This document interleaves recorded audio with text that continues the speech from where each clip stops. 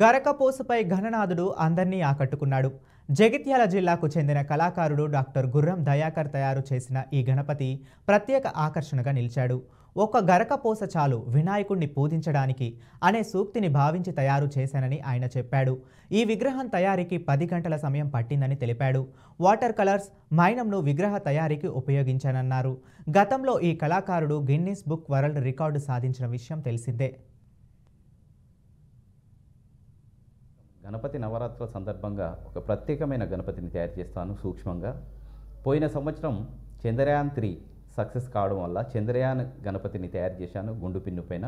మరి ఈసారి గరకపోస మీద ఆ గణనాథుని తయారు చేశాను. ఇక్కడ ఉంది. మరి గణనాథునికి ఎంతో ఇష్టమైంది కాబట్టి ఆ గరకపోస మీద గణనాథుని తయారు చేస్తే ఎలా ఉంటుందనే ఆలోచన వచ్చి నేను తయారు చేశాను. మరి దీన్ని తయారు చేయటకు నాకు దాదాపు 10 గంటల సమయం పట్టింది.